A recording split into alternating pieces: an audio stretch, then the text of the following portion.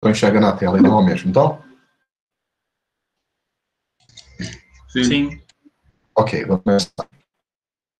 Esse material da professora Patrícia aqui.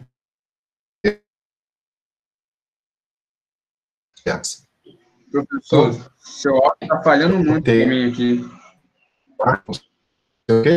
O seu áudio está falhando muito para mim aqui. Para todos?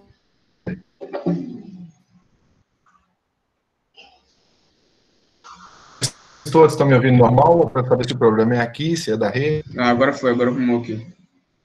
Ok. Pois bem, esse material é da PUC, de Goiás, essa professora. Eu fiz a adaptação nele ajustar para a gente. O que é o projeto de arquitetura para vocês, na área civil, é importante. Quando você vai fazer, o que é um projeto? São os passos que você tem de acordo com as normas, para que você possa planejar de uma forma bem criteriosa um edifício, ou seja, uma construção. Quando fala edifício, gente, é edificação, não quer dizer que é um prédio, não. Edifício vem de edificação, né, que seja dentro dos regulamentos, das normas e do código de obra. Então, quais são essas fases? O estudo preliminar, o anteprojeto, o projeto legal, o projeto de execução e o projeto construído, que chama, ou seja, como é que ele vai ficar finalmente. O que é o estudo preliminar? Geralmente é um esboço, um croquis, você já deve ter visto isso de alguém pegando um papel, fazendo um esboço, assim, um rabisco sobre como quer que seja uma planta, ou um setor de uma construção maior. Nem sempre é uma casa, pode ser uma estrutura industrial, pode ser inclusive uma estrutura por exemplo, né? Mas tem sempre um croquis. Você considera, nesse caso, as necessidades que o cliente tem, no caso, seja ele empresa ou pessoa física. Baseado nesse desenho, é feita uma primeira avaliação. Ou seja, o cliente vai ver se está de acordo ou não. Por isso que é importante, antes de fazer uma obra ou entregar uma planta, você já começar a fazer um croquis, para que essas combinações, as ideias fiquem claras. Por isso que eu cobro de vocês tanto a questão da percepção espacial. Porque ao olhar uma planta abaixo, você já consegue imaginar como fica a estrutura em dimensões, imaginando qual é o impacto que ela vai ter no ambiente, quanto à questão da praticidade do uso dela. O estudo dos materiais, o volume que eles ocupam, a densidade, o centro de massa da estrutura final, saber que teriam os esforços nos apoios, né, a ocupação do terreno, tudo que tem relacionado, isso aí vem o estudo preliminar. Então temos depois o anteprojeto. Ele já é um pouco mais elaborado, a finalidade já é mostrar uma coisa mais proporcional, né, uma distribuição melhor do que seria o espaço. É uma representação final da proposta arquitetônica. Ela apresenta a planta em si, ela ainda pode sofrer algumas mudanças, claro, não é um projeto finalizado.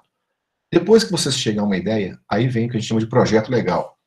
O projeto legal é aquele que começa a usar as normas para o desenho, para a estrutura, para a definição das linhas, as informações. Começa a utilizar agora uma documentação mais eficiente para ser aprovado na prefeitura. Então tem que seguir uma planta, tem que estar dentro de um formato específico, geralmente é A1 ou A0, né, para ser entregue na prefeitura. Ele contém as informações do estudo preliminar, os desenhos do anteprojeto, ou seja, aqueles esboços que foram feitos também, na escala e nos padrões exigidos pelo órgão. É um compromisso de que a obra seguirá um mínimo especificado em lei. Recuo, gabarito, tamanho de abertura, área, pé direito de ambientes, tudo isso é norma, gente, não é a gente, professor, que já está normatizado. Já existe uma norma pronta para isso ser aplicado. Aí nós vemos ao projeto de execução. Ele é baseado no anteprojeto. Ele ajusta seu projeto complementar, contém pontos de hidráulica, elétrica, vistas das paredes. Hoje vocês têm aí uma série de outros softwares da Autodesk e outros mais que fazem isso aí, né? Vocês têm o Revit, vocês têm a parte de hidráulica, a parte elétrica, tudo é feito em programa. Mas tem que ter a noção de desenho, caso contrário, não sabe utilizar. Você fica refém de uma tentativa frustrada. Mas já começa a ter um aspecto mais arquitetônico, ou seja, se tem garagem, reparem nos desenhos aí, embora esteja um pouco embaçado, mas dá para ter uma noção, você já começa a fazer um aspecto mais arquitetônico, do visual da construção em si. Eu estou mostrando uma casa, uma planta, porque é mais fácil de entender, mas isso funciona para qualquer tipo de edificação. Tá? Ele oferece um memorial descritivo, ou seja, com um modo de fazer, quantitativo de material. Existem tabelas e informações que são anexadas ao desenho, não só a questão do carimbo, né, Reparem bem que embaixo, aí vocês vão notar a orientação norte-sul, isso é muito importante, gente. Vocês que são engenheiros, quando forem construir uma casa, tomar a noção de que direção, onde se encontra essa casa, qual a localização geográfica dela, topográfica. Por que isso? Porque janelas, telhados, isso tem a ver com direção de vento, tem a ver com a quantidade de chuva que tem no ano. Vocês vão perceber que aqui no Brasil, os nossos telhados, por exemplo, se for construir uma casa na Europa, ou nos lugares do Canadá, os Estados Unidos, por que isso? Porque são países que têm, por exemplo. Então, para não acumular essa quantidade de massa no telhado, não ter perigo de um desabamento, você começa a fazer um telhado mais inclinado, que faz com que esse material caia. No nosso caso, não há necessidade disso. Aqui a gente tem chuva, raramente tem neve. Quando tem, é no sul, né, que segue um padrão mais alemão, mas mesmo assim não é com a mesma quantidade que tem em outros países. Então, essas informações não são simplesmente uma regra que você tem que saber como vai colocar o telhado, né, como você vai colocar a disposição. Por quê? Porque se você colocar um telhado, você pode ter esforço, simula qual é o esforço que traz. Então, tem a carga de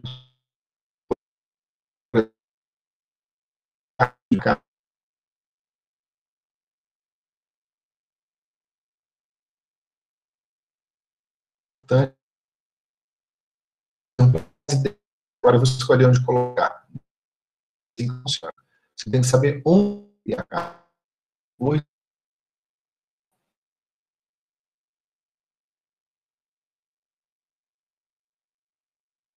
É o projeto final. É assim que ela tem uma ponta. Tá? Novamente, repito, como vai terminar? É uma forma de você, tá?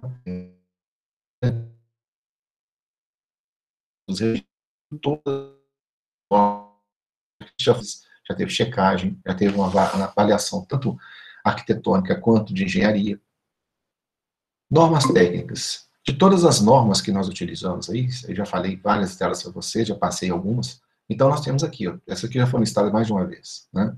A 6492, que é a representação dos projetos de arquitetura, a 8196, que é do emprego de escalas, a 8403, que é a aplicações de linhas, já passei para vocês também, a 10.068, que é a folha de desenho, a 13.142, que é o dobramento e cópia, né? Então, escalas recomendadas.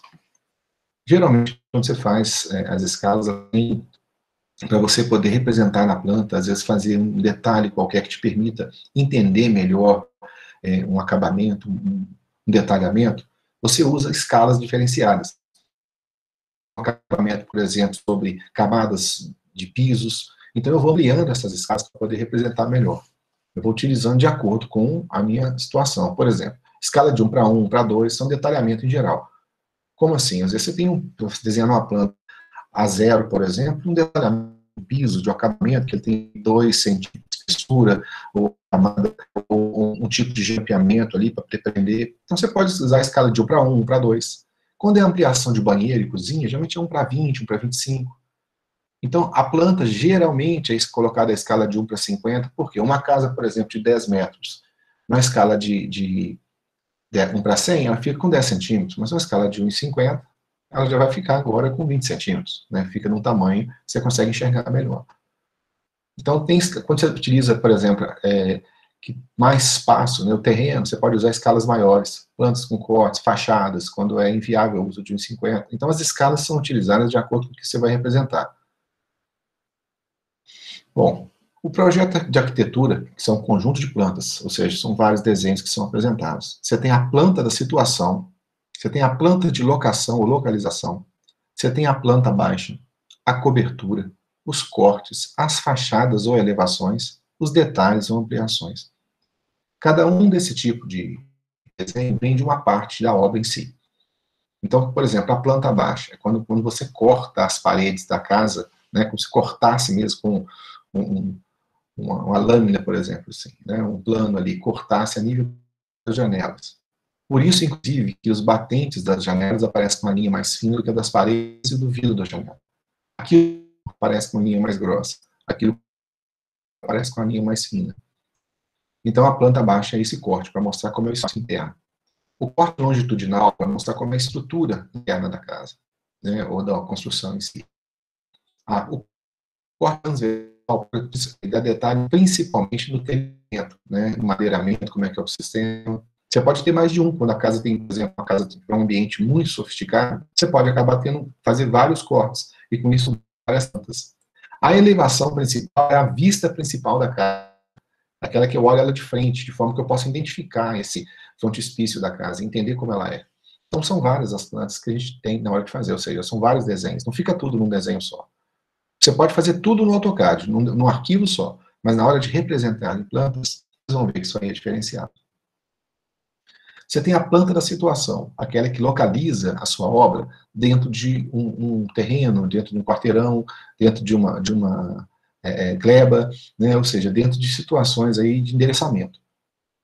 Eu posso estar falando aqui tanto de uma casa, dentro de um loteamento, quanto de um edifício, né, dentro de um quarteirão comercial, ou, por exemplo, de um galpão dentro de uma região industrial, de uma ponte em relação a uma questão de rio.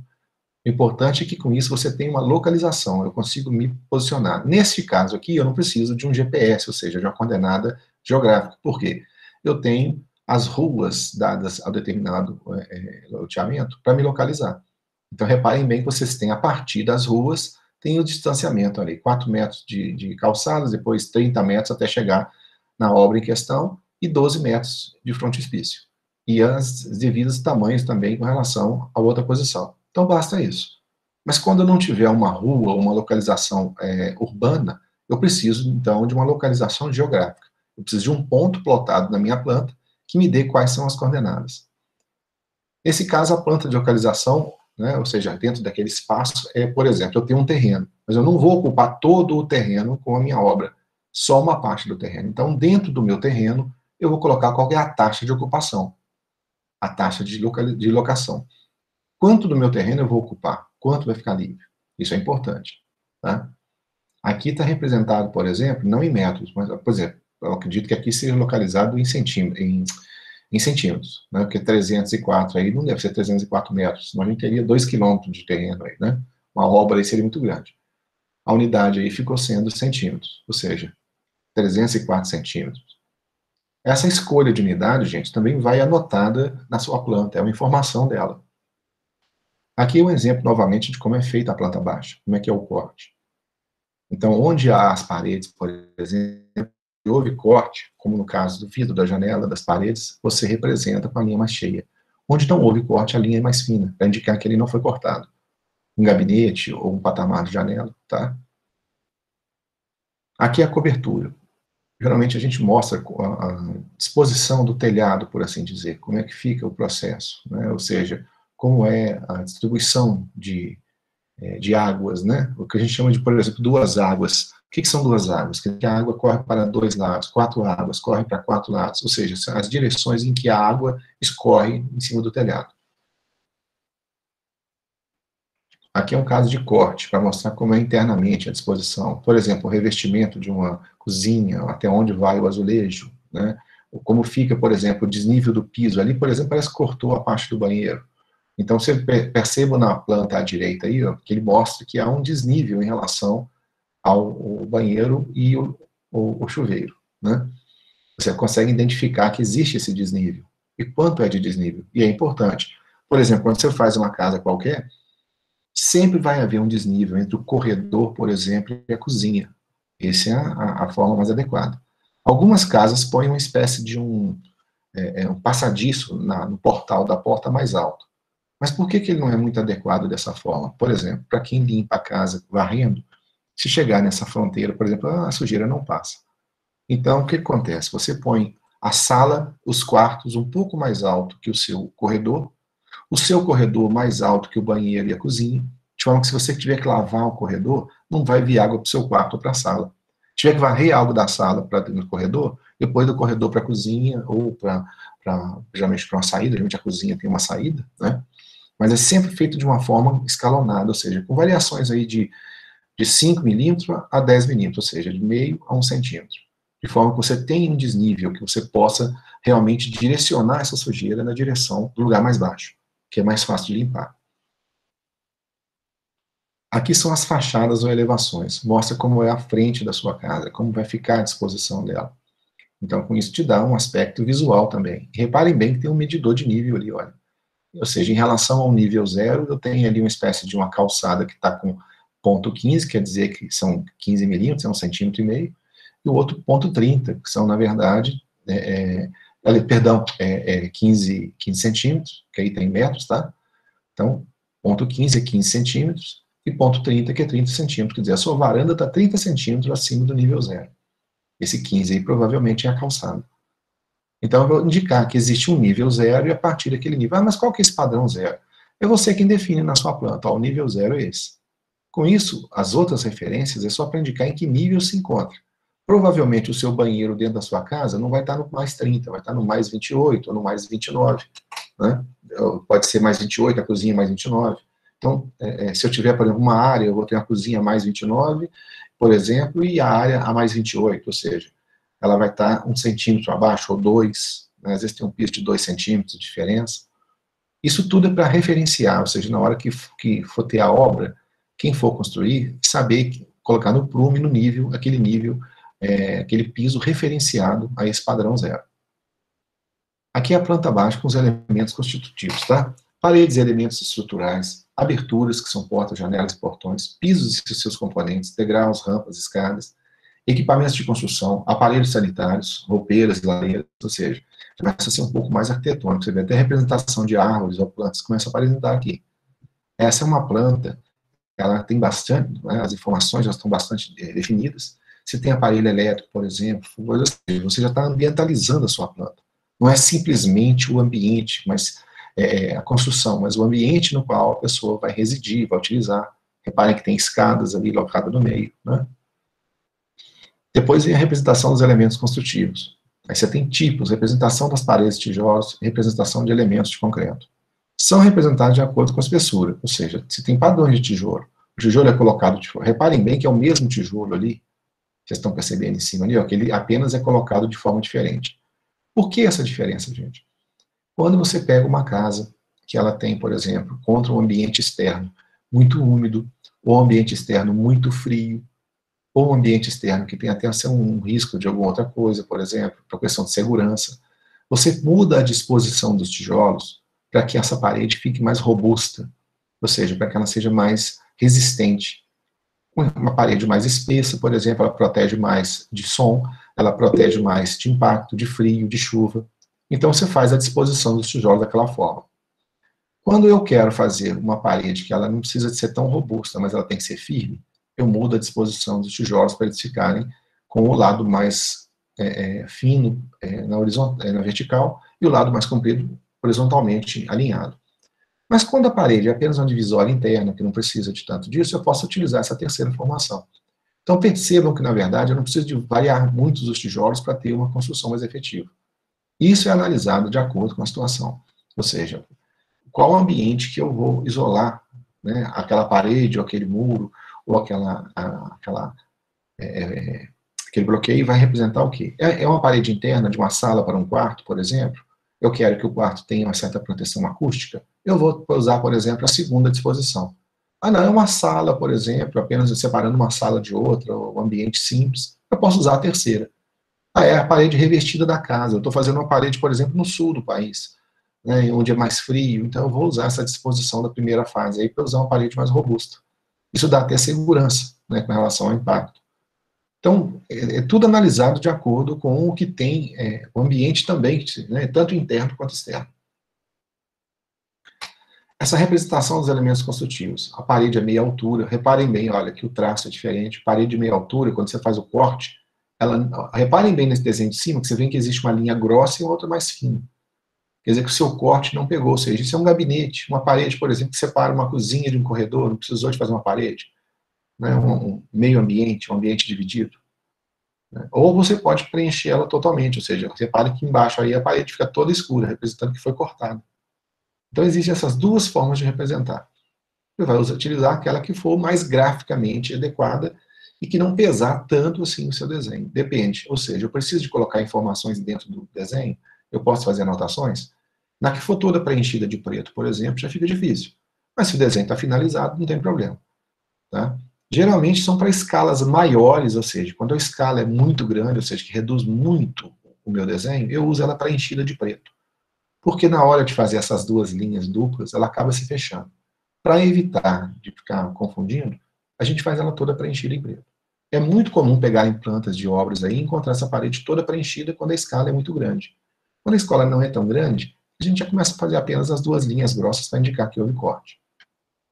A representação dos elementos construtivos. Então, o que a gente chama de boneca aí, na verdade, é onde a porta, né, a estrutura do batente da porta, né, é onde ela vai se acoplar. Geralmente ela é 10 centímetros. Por que geralmente? Porque quando a porta abrir toda, gente, reparem bem nessa porta de cima aí. Vocês estão percebendo. Se essa porta ela tem que ir um pouco mais do que 90 graus para dentro da parede, para que a maçaneta externa dela, ou seja, da parte que fecha, quando ela fecha, não impeça um objeto qualquer de passar por essa abertura. Então, geralmente, essa porta é colocada de maneira que, quando ela encostar ali, a abertura de passagem dela seja efetiva. Caso contrário, você passa pela abertura da porta, mas encosta na maçaneta. Tá? Então, geralmente é feito para a maçaneta ficar fora do caminho da porta. Então, representações de desenho aqui, olha. Reparem bem que a porta, apesar dela ser cortada, né, o batente é feito mais fino para indicar que é a parede. A forma desse arco para indicar a abertura. A porta de correr, olha como é o desenho dela. A porta pivotante de eixo central. A pantográfica, que é essa que a gente abre como se fosse uma sanfona, né? Só que é de uma camada. E a sanfonada mesmo, que ela é de várias camadas. Então existem essas representações. E elas estão, se você pegar e abrir ali, ela tem tamanho para é preciso ter a proporção. Com relação a janelas, por exemplo, na escala de 1 a 50, olha em cima, você representa a parede grossa cortada, a janela com uma linha um pouco mais grossa e o batente da janela com uma linha bem fina. Tá? Isso indica o quê? Que o vidro da janela foi cortado, mas não é uma parede. A parte escura é a parede que foi cortada, que representa com linha muito grossa, e o batente da parede quer dizer que ela não foi cortada, ou seja, cortei cisalhando a parede, mas não cortei o batente. Aquele é o batente dela. Quando a escala é inferior a 1,50, eu não preciso fazer linha dupla na minha janela, para que impeça com isso que as duas linhas fiquem grossas, parecendo que parte de uma parede. Então, quando a escala é inferior a 1,50, eu faço apenas uma linha mais cheia, em vez de usar duas. A convenção alternativa, por exemplo, é quando eu faço com mais detalhe o batente da janela, aqueles batentes que saem um pouco da parede. Né? Da janela é correr, por exemplo.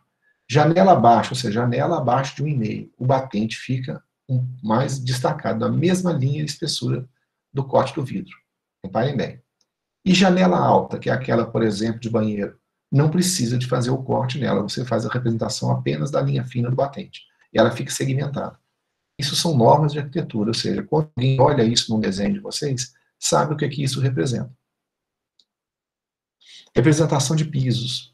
Você pode deixar os comuns, que são os pisos simplesmente abertos, os impermeáveis, que geralmente são esses de 30 por 30, que a gente quer dizer que colocou, por exemplo, azulejo no ambiente. Repare que na abertura da porta, na parte que representa o arco da porta, não aparece, para que não se perca a linha de abertura da porta. Ou seja, mas por que essa linha é importante? Gente, essa linha é importante porque onde a porta vai abrir, você não pode ter objeto que impeça. Então não é apenas uma representação figurativa, é para indicar que o espaço útil daquele ambiente não pode ter ocupação nessa área da porta, senão ela não vai abrir. Então existe um porquê de marcar isso e deixar isso em branco. Representação dos elementos construtivos. Equipamentos hidráulicos.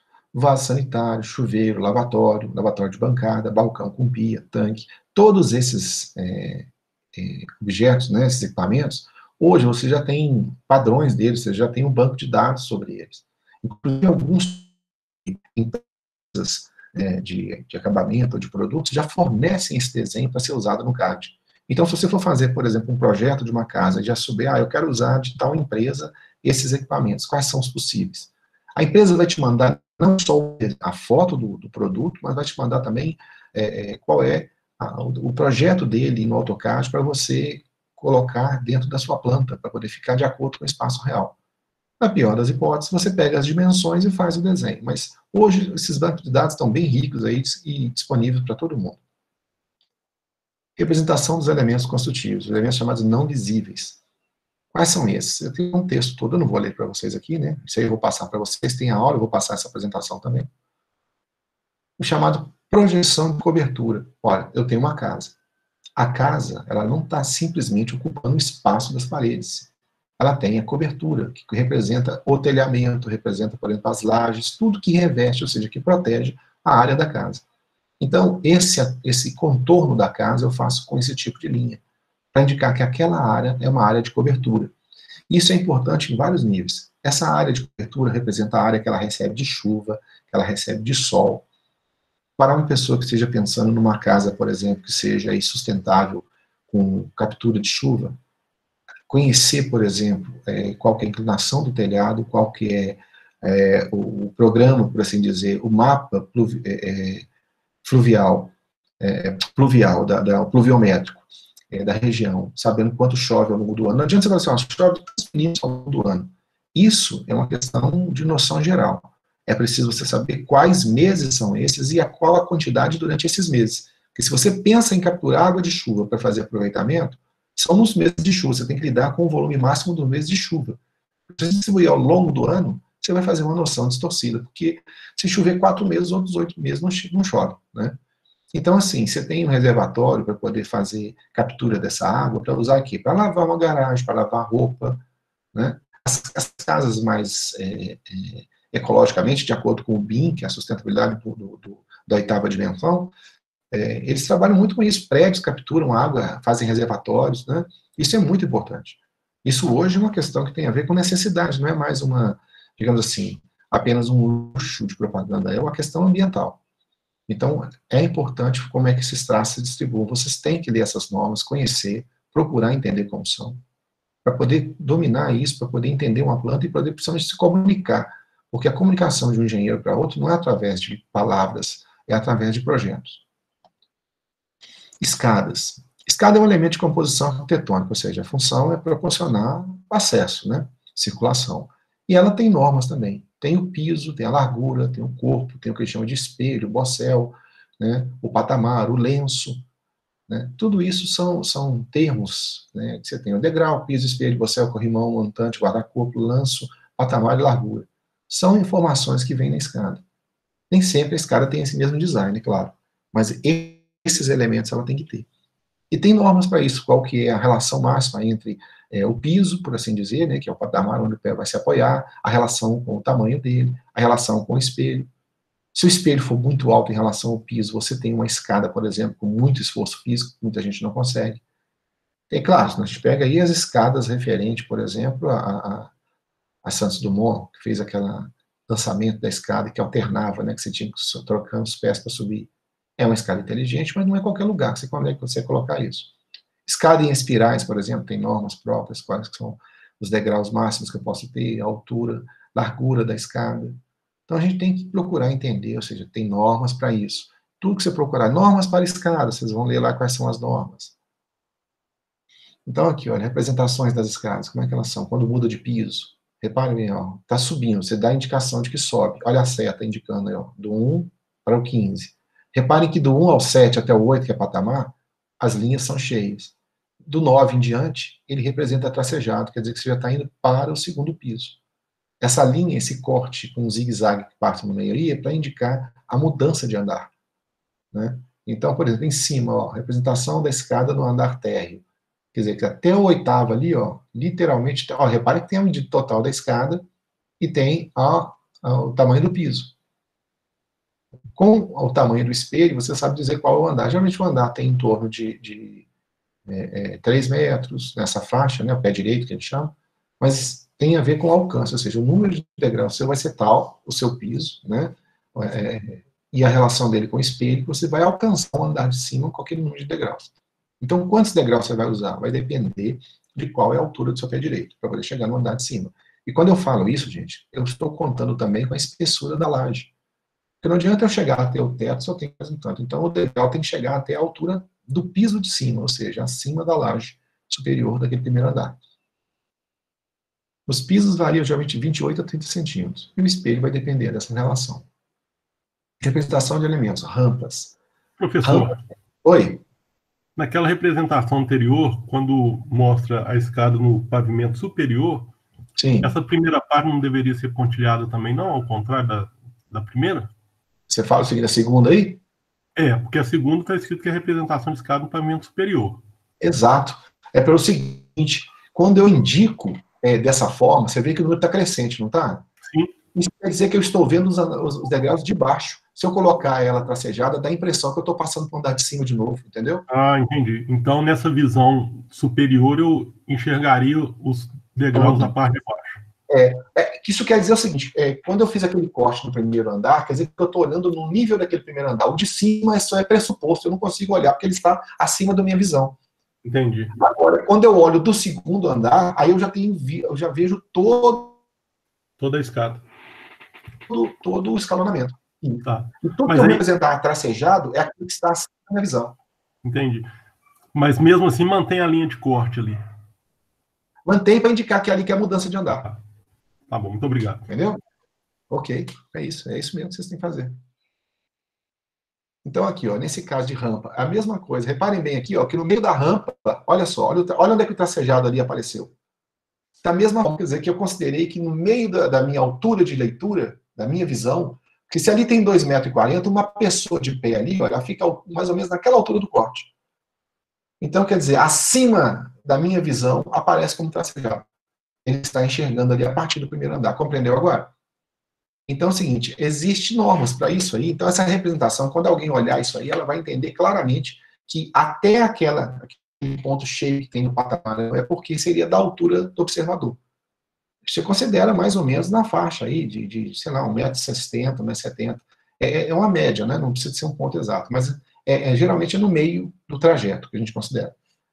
Então, a partir da esquerda, da parte superior, seria referente ao andar de cima. Quando eu estiver lá em cima, eu vejo um traço ali, mas vejo toda a rampa. Tá? E elas têm inclinação máxima, tá, gente? Levando em conta, por exemplo, que eu posso ter um cadeirante, que eu posso ter uma pessoa que tanto para subir quanto para descer. Então, tem uma inclinação máxima.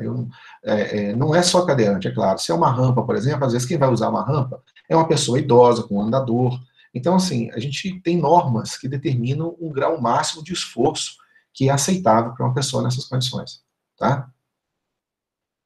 Rampas helicoidais. Quem já foi aí no Cristo Redentor, aí, por exemplo, de Lafayette, aí, no Cristo no Cristinho Redentorzinho, né, porque ali é a versão menor. Sabe que ali tem, por exemplo, tem duas rampas paralelas que vão subindo em forma de helicoide. Né? Também tem uma inclinação, se elas respeitam essa inclinação. Elas têm uma altura máxima para poder fazer isso, ou seja, eu não posso subir abruptamente. Tem que ser uma situação confortável. E esses patamares exigem quando tem entradas. Quando não tem entrada, a rampa vai continuando de forma seguida. Bom, elevadores. Geralmente, as empresas que têm elevadores, elas já têm projetos próprios para isso. Vocês não têm que projetar o elevador. Mas vocês têm que projetar o espaço que o elevador vai. Então, quando você vai para uma empresa, você não faz um posto elevador e fala com a empresa, ó, nesse posto, o que você pode pôr? Não funciona assim. Você tem que analisar muito antes. Olha, esse prédio demanda de quanto? Qual que é a capacidade? Ou seja, hoje tem padrões para isso. Qual é a altura do prédio? Qual que é o equipamento adequado para aquele prédio? Então já tem normas para isso. As empresas falam assim, olha, nós precisamos de um posto com essas propriedades. Então, antes de construir o prédio, assim, antes de imaginar o poço e perguntar para a empresa qual que ela pode encaixar, ali, ao contrário, você consulta a empresa, o meu prédio tem uma estimativa de tantos andares, vai morar tantas pessoas, ou então é um prédio comercial, vai ter tanto movimento de elevador por dia, porque até isso é importante. É um elevador que vai ficar ininterruptamente subindo e descendo? Então ele tem que ser um equipamento mais robusto, com mais eficiência, né? Ah, por que não faz sempre o mais robusto? Porque é mais caro. Se o prédio não é um prédio de moradia, as pessoas vão chegar no final do dia, durante o dia ele não fica tão usado. Eu não vou pôr um equipamento tão mais caro, com mais manutenção. Então, tudo isso é um pensamento que vocês têm que ter em mente antes. Ah, eu vou fazer aqui um sistema de posto de elevador robusto, que dá para ir 20 pessoas, mas vai subir 20 pessoas sempre nesse nesse elevador? Não. Então você gastou um dinheiro desnecessário, uma manutenção desnecessária, um espaço desperdiçado. É preciso que vocês tenham um bom senso. Olha, qual que é o fluxo de pessoas? Qual que é a estimativa? Quantas pessoas moram na casa? 5 pessoas? Ah, então eu vou colocar o seguinte, eu vou colocar um elevador para 6 pessoas ou para 7 pessoas. Por quê? Porque pode uma família inteira querer subir. Ou põe 2 elevadores, tem um serviço. Tudo isso vocês têm que pensar antes. Depois, antes de dimensionar o poço, levar esse projeto para uma empresa que seja adequada, que tenha um nome de respeito e de qualidade, e aí ela vai dimensionar qual é o poço que você vai inserir no seu projeto. Então, eu falei com vocês, projetar uma casa é diferente de projetar um edifício. Projetar um edifício de moradia é diferente de projetar um edifício comercial. Industrial, então, mais ainda. Se for um elevador de carga, então, especificamente com estrutura, você quase não vai ter exatamente tanto concreto. Geralmente, em empreendimentos industriais de carga, são construções metálicas, você usa pouco parede, né? Tudo isso, gente, vocês que são engenheiros civis têm que ter em mente na hora de projetar.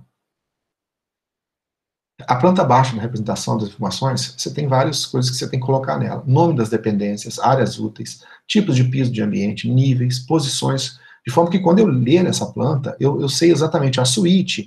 Reparem bem ali, olha, no meio do banheiro da suíte está lá um 3.18, né? Na área de circulação está 3.21. Isso quer dizer que está me dando o seguinte, a altura, mas é a altura como? Provavelmente isso aí é um segundo andar, né? Então eu estou mostrando qual que é, ou seja, eu estou com 3,21 metros acima do zero lá, né? Porque olha só, o patamar ali está 1,61, a área quadrada dele, mas ele tem a medição. Aí eu vou saber qual a altura dele em função do número de degraus, né? Então assim, eu estou mostrando uma casa, obviamente, no segundo andar. Porque com a altura de 3,21, quer dizer que ela está 3,21 metros acima do solo. Mas o interessante é que a área de circulação da suíte ali, por exemplo, que atende a suíte, está à direita, está cortada, vocês não estão vendo aqui. Mas vocês reparem que o banheiro, por exemplo, está a 3,18. Ele está a um nível mais baixo do que seria essa área de circulação, que deve estar, por exemplo, um pouquinho mais baixa do que o quarto. O quarto, por exemplo, pode estar a 3,23. Para que isso? Para que qualquer poeira ou coisa qualquer da área de circulação não entre para dentro do quarto. No caso da suíte, por exemplo, ficou ali, ó, a área de circulação e a suíte ficou a 3,21. Minha sugestão, eu não recomendaria. Eu colocaria a suíte, por exemplo, com uma altura de 3,22 ou 3,23. Embora esteja aqui. Por que isso? Porque a poeira ou a movimentação da área de circulação, que ela é comum, ela não passaria para o quarto de forma natural, ou seja, um vento comum, né, uma janela que abre. Porque ela teria um pequeno desnível ali. É mais fácil eu varrer as coisas do quarto para a área de circulação. Mas isso depende do projeto de cada um e da concepção de cada construção. Ou seja, não está errado, se está aí, não está errado. Mas é a questão de bom senso. Mas é importante que essa informação conste. E que o banheiro seja mais baixo que a suíte, isso é evidente. De forma que a água do piso do banheiro nunca entre no quarto. Eu posso ter o quarto, por exemplo, com sinteco ou com carpete, e o banheiro ser de azulejo, sem o risco de que haja essa umidade do banheiro entrando para dentro do meu quarto. Tá? Inclusive as junções de uma fase para outra, de um vão para outro, tem que ser muito bem feitas, muito bem vedado, material impermeável, para impedir infiltração. Hoje nós temos técnicas construtivas aí que permitem, inclusive, fazer dreno em parede, gente. Se vocês procurarem, vocês vão encontrar paredes que tem aí um drywall aí na parte inferior, permitindo que a umidade que infiltre nela seja drenada de forma a não criar mofo. Porque a pior coisa que tem é que dá bolor debaixo de sua construção depois de um tempo. Você faz, por exemplo, se está no segundo ano, isso aí pode ser o projeto de um prédio, até de 20, 50, de 100 andares. Né? Pode ser vários apartamentos. E aí dá uma infiltração nisso, fazer obra nisso é muito complicado. Então você pode fazer o seu projeto de maneira que a sua parede tenha um dreno interno, que a umidade que infiltrar, ela seja drenada para não deixar dar esse tipo de coisa. Tem isso sempre em mente. Nome dos ambientes. A gente sempre vai colocar essas informações, tá? O nome com letra maiúscula, padronizada, né? Geralmente, quando fala 3 milímetros, porque é proporcional ao desenho. Você pode aumentar de acordo com a sua escala. O importante aqui é que estão colocando em relação à proporção entre uma e outra. Mas aí você está dizendo aí o seguinte, com relação à forma de escrever. A área do ambiente, porque a área é importante eu ter uma ideia. Numa planta eu tenho que saber qual que é a área do meu empreendimento. A altura do meu piso, né? Então, todos os seus níveis têm que estar com essa marcação de referência, o mais 3,30, como eu falei, isso aí é no segundo andar, quer dizer que em relação ao piso zero, ao nível zero, que você coloca na planta frontal, que você marca qual que é o nível zero, você identifica isso. Então, aqui, por exemplo, os níveis zero, né, que é colocado 0,0, o mais 0,30, o menos 2,10, mas menos 2,10, eu posso ter um subsolo, por exemplo, que é uma garagem ou algo assim. O que importa é o que eu considero zero. Por exemplo, quem mora em Lafayette e vai a alguns tipos de hotéis aí, vê, o nível da rua é considerado zero naquela obra. Aí quando você desce para a garagem, para o subsolo, você está indo num nível negativo. Não quer dizer que é negativo absoluto em relação àquela referência. Tá certo? Então é importante que vocês tenham esses padrões aí. Tudo está em norma, mas eu estou mostrando aqui para vocês terem uma ideia de como é que funciona. Tá? Ali fala, por exemplo, sala de estar, tem a área, piso de madeira. Por quê? Porque eu não preciso de representar. Posso? Posso. Eu tenho o desenho do piso? Tem. Por que eu não representei ali? Porque se eu coloco a representação do piso junto com as letras, fica complexo de ler. Então, geralmente, você tem uma planta que você quer mostrar esteticamente, então eu posso representar, e uma outra que eu ponho somente a informação. Só um azulejo mesmo, que eu costumo pôr, que eu ponho bem clarinho, mas pisos mais sofisticados ou mais variados, eu não preciso de representar, basta informar. Ou então eu faço uma planta adicional com esse detalhamento, a chamada planta arquitetônica visual. Hoje a gente consegue fazer até com renderização, né? As dimensões das aberturas. Então reparem bem ali, ó. Eu tenho espessuras que representam a abertura. A largura, por exemplo, daquela porta, 2,10 por 0,80. A porta é 0,80 de largura, 2,10 de altura. Janela, ali está mostrando uma janela. Pelo desenho, é uma janela de box, né, ou janela de banheiro. 1 por 0,30 por 1,80. Esse 1,80 é a altura que ela se encontra. 1 é a largura, 0,30 é a altura dela. Né? Então, está embaixo ali a informação. Olha ali, a largura vezes a altura vezes o peitoril. Então, essas informações, elas têm formas específicas. Às vezes, você não precisa de colocar, por exemplo, o tamanho na porta. Você coloca indicações em quadros, né? Você coloca esquadrias, por exemplo, que às vezes é muito mais prático e sobrecarrega menos a sua planta. Então, você põe lá P2, aí você vai, quem que é o P2? Ah, P2 é a porta 2. Largura é 0,70, altura 2,10, ela é de giro. Isso ajuda bastante porque evita de sobrecarregar o desenho, quando o desenho tem muita informação. Então, tudo isso é uma questão de prática mesmo, ou seja, de começar a desenhar, de fazer o processo. E se a gente ficasse aqui um ano estudando isso, teria muita coisa para a gente poder ver. Por isso que é importante que quando a gente passa as coisas para vocês aqui, vocês busquem isso fora, comecem a buscar as normas que a gente passou, comecem a buscar na internet. Hoje com a internet, por exemplo, é muito mais fácil de pesquisar as coisas. Né? Não é igual na minha época, que a gente tinha que andar uma distância longa para buscar livro de biblioteca. Hoje você consegue encontrar modelos prontos já em AutoCAD para utilizar, plantas que já estão elaboradas para serem referenciadas, mas é preciso que vocês tenham essa curiosidade e essa intenção de aprender. Tem uma frase antiga que diz o seguinte, nenhum bom mestre consegue ensinar um péssimo aluno, mas um bom aluno aprende até com um péssimo mestre. Eu acho muito verdadeiro. Isso não quer dizer que as pessoas têm que ser bons ou ruins, mas o fato de que quando a gente quer aprender, mesmo aquela pessoa que não tem muita habilidade de ensinar, a gente acaba captando alguma coisa. Então, é isso que eu quero de vocês, que vocês consigam ir além de mim, né? Vocês consigam avançar o conhecimento mais do que o que eu tenho. Dimensões de aberturas aqui também, quando você faz em 3D, você pode referenciar, mas tem normas, tá vendo aqui? Está mostrando uma abertura aí, a altura e largura, e a referência toda no desenho, como é que ela é indicada. De novo, volta aqui para o que nós falamos lá atrás. Tem várias formas. Você pode colocar com símbolos e numa planilha paralela fazer a informação constar ali para poder fazer a consulta. Mas é preciso que fique organizado, ou seja, eu tenho que saber achar essa informação. Numeração e título de desenho. Geralmente, quando a gente faz o desenho, o primeiro ou número 1 no desenho, né, é a planta baixa. Essas são informações que a gente põe. A primeira coisa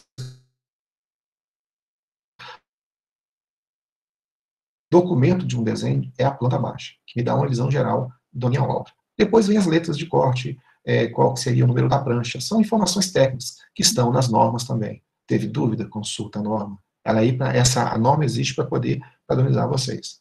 A planta baixa, quando você faz um croquis, a primeira coisa que você faz é marcar o contorno externo. Ao marcar o contorno externo, gente, vocês têm que lembrar que esse contorno externo não pode ultrapassar a área máxima. E quando eu falo ultrapassar a área máxima, eu falo a área máxima construída. Se eu tenho um limite, por exemplo, de telhamento, eu tenho que levar em conta o telhamento também. Ah, eu tenho uma área de 20 por 30. Você não pode fazer uma obra em 20 por 30. Por quê? Ela está no meio de um terreno seu. Então, tudo bem, seu terreno é maior que isso. Mas se o seu terreno é 20 por 30, você não pode fazer uma obra com 20 por 30. Porque suas janelas não podem invadir, por exemplo, a área de outra pessoa. Nem se for um galpão. Então, você tem que contar com uma área que contorna a sua obra. Sem falar que o telhado tem um beiral. Esse beiral vai avançar. Então, lembre-se disso, você tem que levar em conta o espaço total construído e o espaço que o rodeia. Tem normas para isso. Então, quando tiver um terreno, uma área, o seu projeto tem que caber dentro dele sem ultrapassar e sem cometer nenhum tipo de irregularidade. Então, reparem bem, aqui é uma simulação da obra. Aqui, por exemplo, já começa a levar em conta os traços do telhamento, que também não podem alcançar o limite. Eu ainda tenho que ter um outro espaço ao redor dele. Feito esse croquis, esse esboço, eu começo a colocar as dimensões da planta baixa. Né? Então, reparem que agora o telhamento já começou a ficar tracejado. E estejam certos que essas medidas são inferiores ao terreno onde eu vou construir. Ah, mas é um apartamento. Bom, um apartamento aí você tem junções, é um padrão. Mesmo assim, o prédio em si tem uma área ao redor dele. Ele não ultrapassa esse limite. Porque o meu vizinho pode querer construir um parecido e eu não posso bloquear, por exemplo. Então, tem um espaço útil, tem um limite, tem regras para isso. Os cortes, elementos construtivos que a gente tinha mostrado lá atrás, aqui eu já começo a ver com mais detalhe. Reparem bem. Eu começo a mostrar onde estão as sapatas, ou seja, que são os calços, né, são feitos em 2 camadas. Depois eu começo a colocar onde é o piso, o revestimento dele. Olha só, as diferenças de níveis com relação a própria, o solamento, né, ou seja, o piso que vai revestir ali vai ser cimento, vai ser chão batido. Depois eu vou colocar uma massa por cima, o desnível. O corte representa essas informações todas. Qual que é o nível 0? Reparem bem que à esquerda, aí você já percebeu o nível 0. A partir dele vem a medição dos demais níveis. O seu projeto tem que estar claro com isso. Qual que é o processo de corte e o processo de endereçamento dessas alturas. Esses cortes são feitos para que você possa entender como é o ambiente interno e principalmente a distribuição de alturas, camadas, espessuras, materiais. O plano que gera o corte transversal, geralmente, é de tal maneira que você não pegue uma parede, cortando a parede ao meio, você corta uma cisão, ou seja, de forma que eu possa enxergar uma parede. Porque se eu pegar uma parede e cortar ela ao meio, eu vou ver simplesmente uma figura plena, ou seja, como se fosse um mural. Eu preciso ver o ambiente. Então tá aqui, ó, como é que a gente projeta, olha só, no de cima lá, ó. Se eu olhar da parte de cima tem uma representação, para frente tem outra, e assim vai. A direção que eu direciono o corte é a direção em que o observador está vendo. Tá? Bom, aqui embaixo, à direita, vocês veem aí como é que seria a representação. Foi feito um corte, né, na varanda, um corte horizontal da planta, indicando a sala, a varanda, mostrando as espessuras. E aí mostrando como é que os cortes se posicionaram em relação àquela casa. Então, reparem bem que ali a seta do corte indica a letra, para você ter uma linha, no caso, ele muitas vezes põe assim, AA, BB, ou então como ele colocou, ABCD. Eu recomendo, né, como outras pessoas fazem também, que quando for o mesmo corte, duplique a letra. Em vez de colocar AB, coloque AA. Por quê? Você chama de corte AA, você identifica mais fácil a letra. Não tem que ficar procurando sequência. Né? Corte AA. Então, A e A é o corte. Corte BB, você vai indicar. E outra coisa, nem sempre o corte tem que ser reto, tá? Ele pode ser escalonado, ou seja, ele pode ser um zigue-zague, que você quer representar de tal maneira. O importante é que na planta ele se mostre identificado, eu saiba exatamente que linha é essa. Essas fundações, pisos, então, reparem bem aqui, ó, essa achura que está mostrando aqui é a achura para a terra, para indicar que ali foi feita a terra, claro, não é a terra batida, não se prepara a terra antes, né, gente? Ninguém chega, não joga cimento na terra e fala que tá bom. É preciso compactar a terra para que ela resista àquela carga. Quando você tem uma sapata de concreto, ela é representada quando tem uma viga de baldrame, né, que essa viga de baldrame é aquela que é a cinta que vai por sobre o bloco de concreto que você fez antes. Então, todo esse processo é representado no corte, de forma que quem for pegar essa planta sua vai entender o que aquilo representa. Tá? É o contrapiso que você tem, o piso, contrapiso, a viga. Tudo tem que estar muito claro na sua planta, de forma que quem pegar vai entender.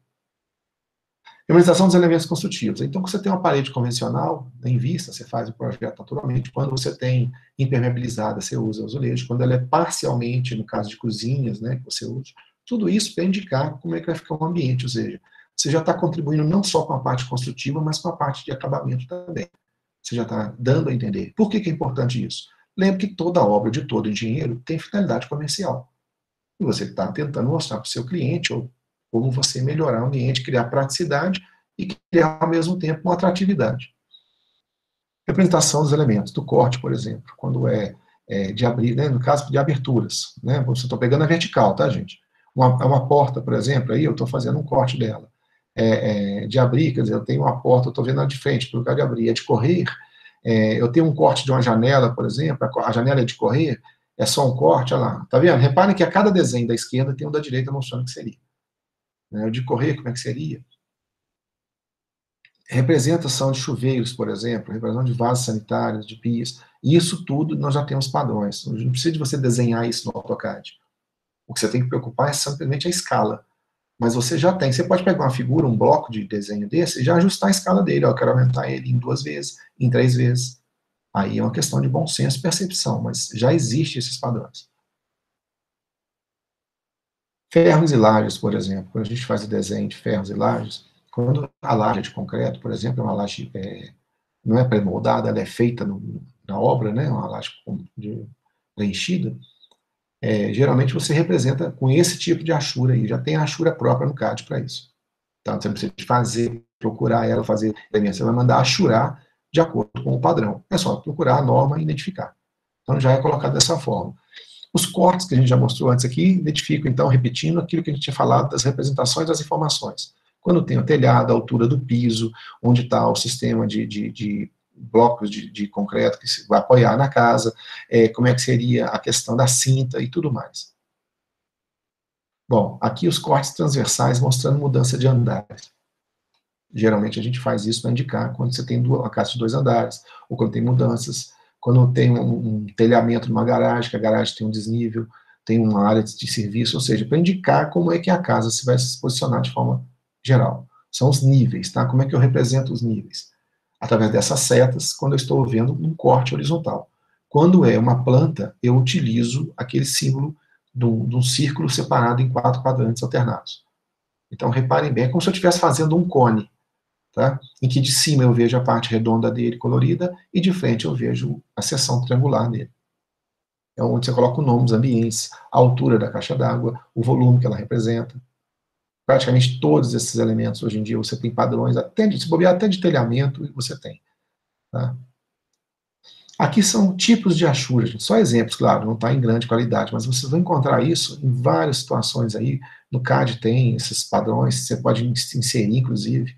Quando é compensado, quando é madeira de corte, madeira em vista, mármore, aterro, borracha, mármore, granito, alvenaria, argamassa, concreto em vista, né, concreto com corte.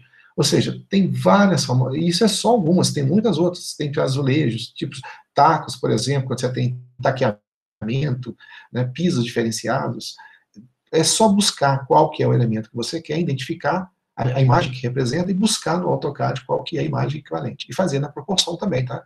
Porque todo desenho que você faz no CAD depende da escala que você usa. Se você colocar uma escala muito pequena, ele vai preencher tudo de preto, você vai achar, tá errado. Clica nele, muda a escala, vê se a escala está correta. Sempre mantenham a atenção com relação à escala. A escala determina a qualidade do seu projeto. Aqui um exemplo de desenho de pavimento superior cortado lateralmente à casa, né, um corte transversal. Mostrando a escada de acesso, a garagem. Por que a cor diferente no telhado? Para indicar que é um elemento externo, ou seja, que existe a parte interna e a externa. Aqui é a mesma coisa feita com corte frontal. Né, novamente mostrando. Com relação à cotagem, quando a gente faz cotas, tem essa norma aí, a 10.126, que ela é referenciada para fazer. Então, a cota, por exemplo, ela tem um exemplo específico. A cota tem indicação da medida característica da linha técnica. A linha de cota ela é fina, sempre paralela à dimensão cotada. A linha de extensão, a linha chamada, ela é auxiliar, ela não toca no desenho. Tá? Você reparem na parte de baixo aí que ela não toca. A cota pode ser indicada por seta, por traço, por seta vazada, por seta transparente, ou por seta preenchida, ou por um ponto, né, um círculozinho. Não importa. O que importa é que ela vai até essa cota, o limite dela. Ela pode ter um número colocado interno ou externamente, depende do tamanho, da facilidade, ou questão de característica de leitura melhor.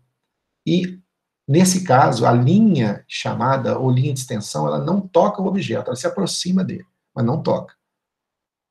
Aqui é um exemplo, quando eu coto uma peça, por exemplo, né, um caso em que eu estou fazendo uma perspectiva, em que eu utilizei ali uma medição com a linha de eixo, por exemplo, onde é o centro do corte, onde as cotas, por exemplo, ficam alinhadas com a minha peça.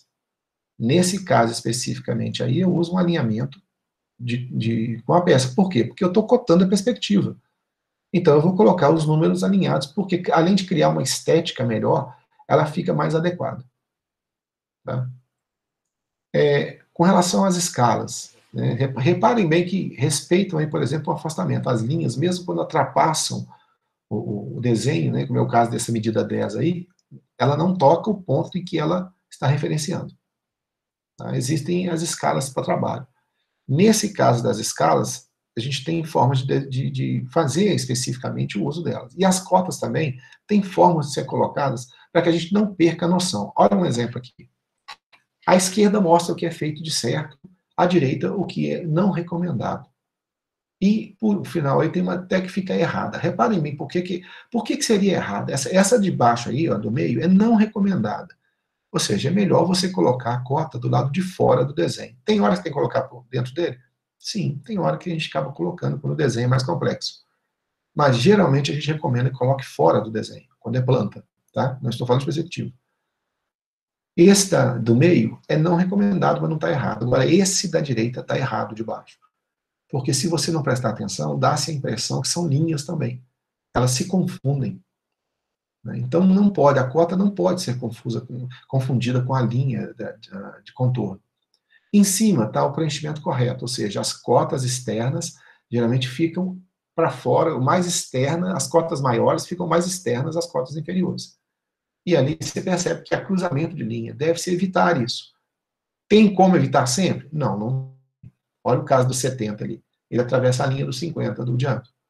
Mas é um caso que é necessário. No entanto, eu faço com que ele atravesse só uma vez. Já no caso da direita de cima, a linha de 60 ultrapassou a linha da cota. Então, eu procuro evitar o máximo possível que essas linhas se cruzem. Tá? Então, é não recomendado. Errado mesmo, só o de baixo aí. Outro exemplo aqui, ó, de representação de cortes. Aqui é só para continuar ilustrando. Tá? Como é que eu faço representações? Quando o tamanho é muito pequeno, eu posso fazer aquela extensão que vocês viram do 5 lá em cima, indicando com relação aqui no 40, por exemplo, essa linha não é do raio, mas é do diâmetro. Ó. Aqui, não recomendado fazer dessa forma aqui, ó. Ou seja, geralmente quando eu faço cotas em um material escalonado, eu procuro alinhar essas cotas para o desenho não ficar confuso. Se você prestar atenção entre o desenho da direita e o da esquerda, o da direita é mais limpo, não sobrecarrega tanto a visão da gente. O da esquerda já fica mais pesado, alternando as alturas e pode gerar confusão. Então, na verdade, a gente procura sempre que possível, sempre que, só quando não tiver jeito mesmo, mas tendo possibilidade, alinhar as cotas similares. Primeiro método que usa para a questão de cota é quando a gente faz nas linhas de cotas horizontais, o número deve ficar sempre acima da linha e alinhado com essas. Tá? Ou seja, sempre colocado no alinhamento igual. Esse é o primeiro método, que eu já até mostrei para vocês aí em desenhos que eu fiz do CAD. O segundo método utiliza um outro padrão, que é que o tamanho, ou seja, o valor da cota, fique sempre na horizontal, independente da direção da medição. Geralmente para facilitar a leitura. Quando é que eu utilizo um e outro? Quando a peça é mais simples, geralmente a gente pode usar esse processo aqui sem problema. Quando o desenho é mais complexo, ou seja, quando o desenho, as linhas não vão se cruzar, mas tem muita informação, a gente costuma colocar dessa forma aqui, porque a pessoa não tem que ficar girando a planta para lá e para cá. Né? Você pega uma planta de uma casa, por exemplo, que você tem muita informação, um papel muito grande, um A1 ou A0, é difícil ficar girando para lá e para cá. Então você põe as cotas alinhadas sempre com a visão horizontal definida do leitor. Mas quando o desenho é mais simples, ou o tamanho da planta do desenho é menor, aí não tem problema ser dessa forma. Aqui mostrando esse caso, por exemplo, de uma planta, quer dizer, apesar de ser uma planta simples, que existe o que eu falei. Quando eu pego uma planta, já coloco as medidas dessa forma para que o leitor, mesmo que os nomes estejam inclinados, isso não tem problema, porque o nome a gente lê como clareza, o importante são as medidas. E reparem que ele colocou as medidas aí de cada intervalo. Né?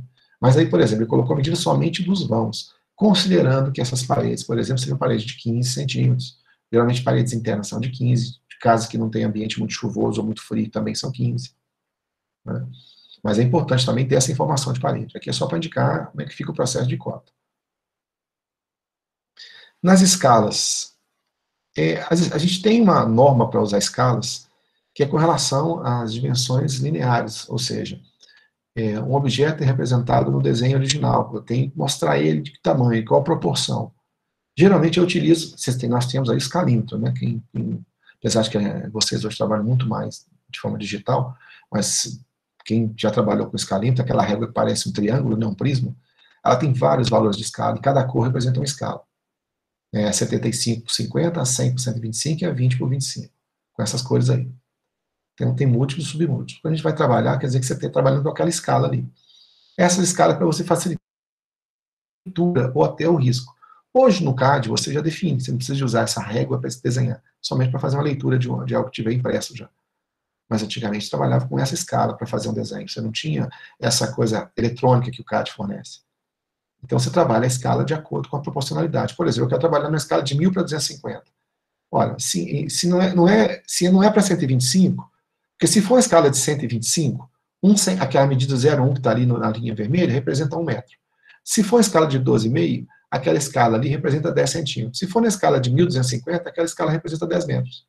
Então, à medida que a escala aumenta, o valor que o número 1 representa também aumenta na mesma proporção em relação ao que está na tabela. Então, por exemplo, eu tenho que pegar aquele valor ali e multiplicar por 100 vezes, ou por uma vez. Tá? A escala em si é a medida do desenho dividido pela medida real. Então, quando eu digo para você que a escala é de 1 para 125, quer dizer que cada unidade da mesma medida do objeto real. Se eu pego um objeto que está na escala de 1 para 20, quer dizer que cada 1 centímetro do meu desenho representa 20 centímetros do objeto. Isso é a escala. É a unidade de um desenho em relação ao outro. Ah, mas tem escala de 2 para 5? A gente põe geralmente para 2,5. A gente procura focar na escala 1. E tem escala que amplia também. Se eu colocar a escala de 10 para 1, quer dizer que cada 50 unidades do desenho representa uma unidade. Por exemplo, eu posso desenhar um microchip na escala de 100 para 1. Aí eu meço aqui, por exemplo, 10 centímetros, que quer representar, na verdade, 1 milímetro. A escala ampliada é um número maior que o número menor, e vice-versa. É sempre a relação entre o desenho e o objeto real. Olha aqui, ó, escala de redução. 1 para 50, 1 barra 50, 1 sobre 50. Escala de ampliação, 50 para 1, 50 barra 1, 50 sobre 1, ou 1 sobre 0,02, que é como se eu tivesse simplificado os termos ali. Escala natural é 1 para 1, tá? Ou 10 para 10. Quando a gente usa 10 para 10? Quando você quer dizer que o objeto está detalhado numa unidade 10 vezes maior, ou seja, de precisão. Tipos de escalas que a gente desenha aqui, ó. Muitas vezes você vai escrever a escala, dizendo qual que é a escala, e a pessoa vai medir a escala e vai identificar. Muito comum também em mapas você encontrar o desenho da escala, de forma que a pessoa... você pode até escrever a escala, mas você coloca uma referência rápida, porque a pessoa não tem, por exemplo, eu não tenho uma regra, mas eu tenho um pedaço de linha, então eu vou pegar aquele segmento e ver quantas vezes aquele segmento se repete. Para ter uma noção de distância. Seja usado em mapas. Você usa essa escala de baixo em casas, realmente são em mapas. E mesmo essa aplicação de escala em mapas, ela tem uma sequência, ou seja, quando é planta de edificações, geralmente é 1 para 50, planta de edifícios maiores de 1 para 100 é 1 para 200, planta de arruamentos, loteamentos urbanos é 1 para 500, 1 para 1000, planta, por exemplo, de propriedades rurais, que são fazendas, é 1 para 1000, 1 para 2000, até 5000. Planta cadastral, que geralmente você pega para territórios maiores, 5.000, 10.000, 25.000, né, que é o caso, por exemplo, de terreiro de exploração. Cartas de municípios, aí é 50.000 para 100.000, e mapas, a gente vem aí até de 10 milhões. Né? Essas escalas são as escalas utilizadas para cada uma das suas situações. Tá? E vocês têm que ter noção disso, porque na hora que for fazer um processo desse, na hora de imprimir, qual a escala que eu vou usar? Geralmente tem essas normas para isso aí. Tá ok? Deixa eu voltar aqui.